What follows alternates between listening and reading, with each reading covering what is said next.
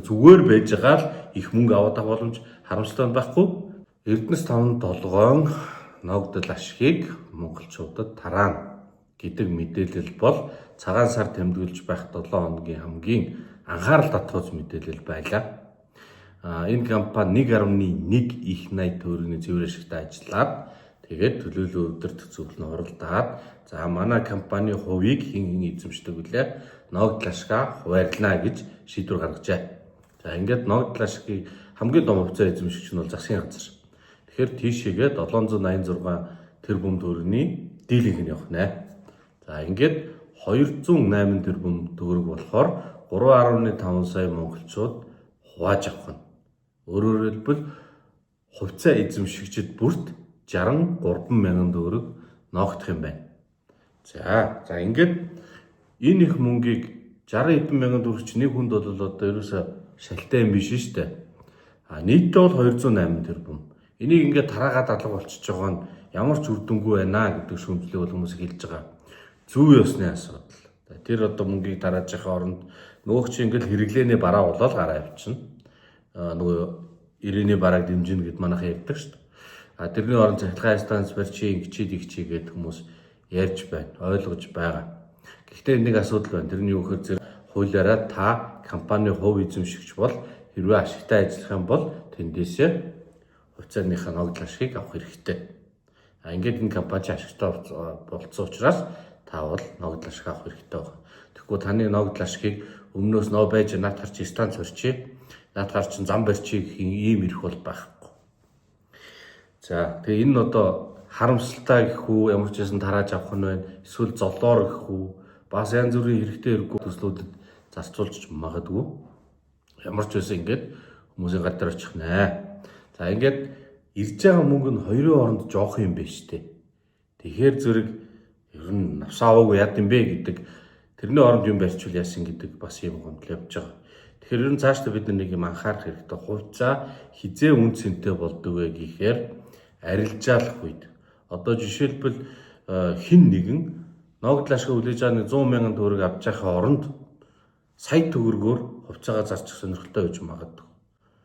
Ингэхээр зэрэг юунд хүмүүс санаа зовж байна вэ гэхээр үн цэн өрөөгүй одоо хувьцааных үн цэнийг ойлгохгүй хүмүүс бошуухан зараад зарим нөхдүүд бол зүгээр өгөөд уугаад ичж магадгүй. Ингээд үн цэнгүү тийм залтай этгээдүүд бол бүгдийг цуглуулж аваад баяжчихна гэдэг ийм санаа зовлт байдаг. 1990-ад оны өмч хувьчлын давтагдчихвээ гэж хоёр зүйл байна. Нэгдүгээрт нь монголчууд тэр үеийг бодоход өмчийн харилцаанд ороод арай туршлагатай болчихсон байгаа. Хоёрдугаарт нь миний бодлоор одоо энэ нийт 3.5 сая хувьцаа эзэмшигч иргэдийн эзэмшиж байгаа хувьцаа чинь нэг аж ахуйн нэгжүүдтэй нийлээд 18% юм байна. За энэ хувийг 34% хүртэл нэмэгдүүлэх хэрэгтэй байна. За тэгэхээр 18% нь одоо байгаа иргэд дээр байж нэмэх нь 16% нийлээд 34 болохоор тэр 16-г нь бол Монголын хөрөнгийн биржээр гаргаад арилжаалж чажээ.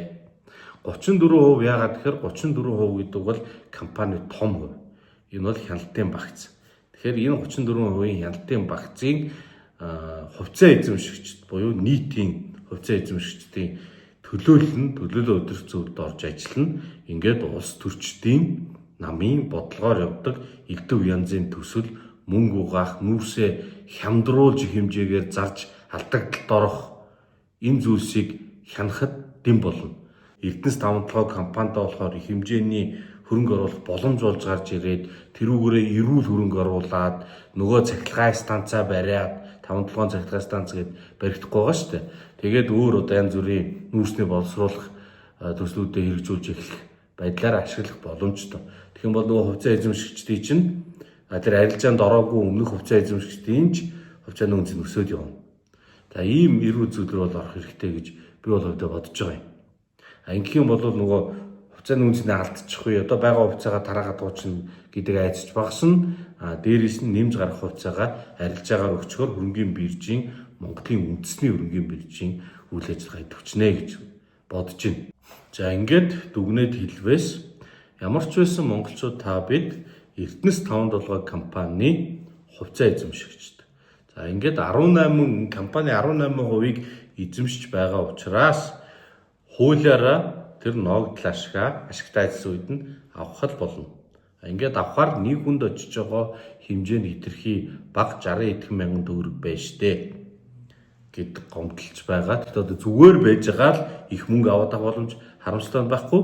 Тийм болохоор энэ 60 мянган 100 мянган төгрөгийн хувьчаа сая төгрөгөөр зарчих сонирхолтой хүмүүс байж болно.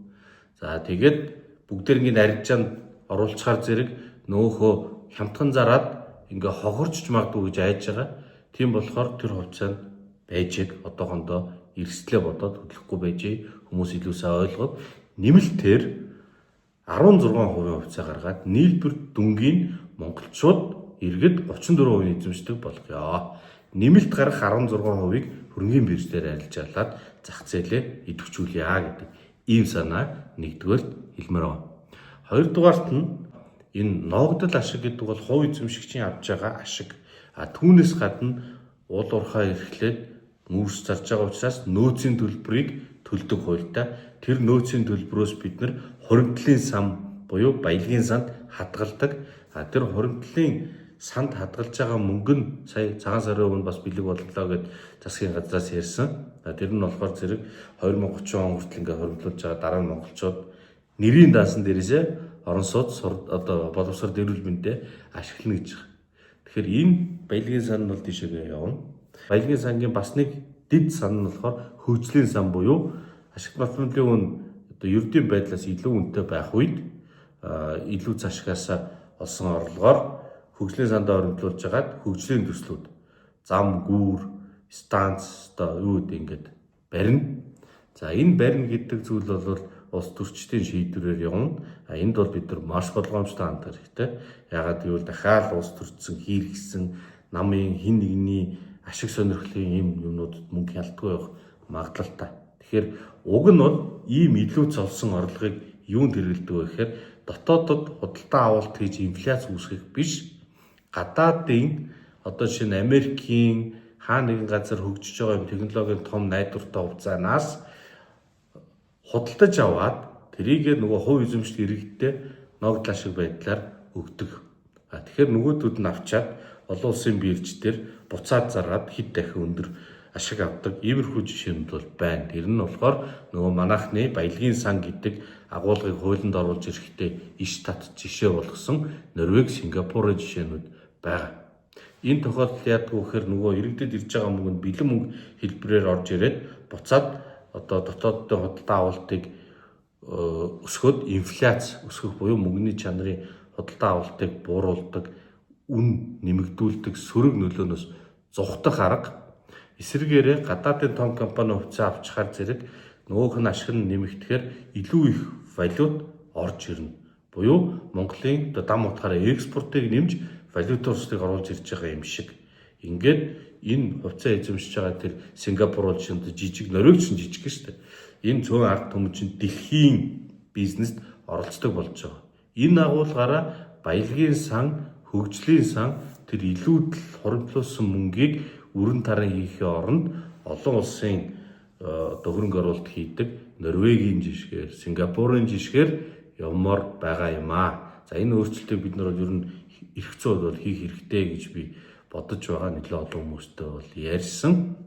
Энэ улсуудын жишээ, бидний жишээ болгож авсан дутуу дуурайсан улсууд чинь тэгж олон улсын зах зээл дээр одоо хөрөнгө босгож тэрийг үржүүлж эх орныхоо эдийн засгийг дэмждэг юм байна. Манайх болохоор зэрэг яавал энэ хүмүүсийн мөнгийг цуглуулж агаад тэгээ хөгжлийн сан дээр оромтлуулж агаад тэнд нэг зам харгуй станц барих уу гэдэг шийдвэрийг төрийн өмнөөс гаргачих вэ?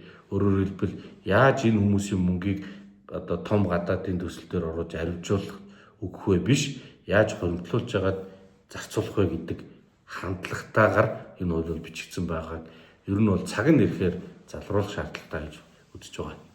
За ингээд та бүхэндээ Эрдэнэс 5-7 ногдол ашиг, баялагын сан, тэгээд Эрдэнэс 5-7 иргэдийн эзэмших хувийг 18-аас 34 болох асуудлыг ярьлаа.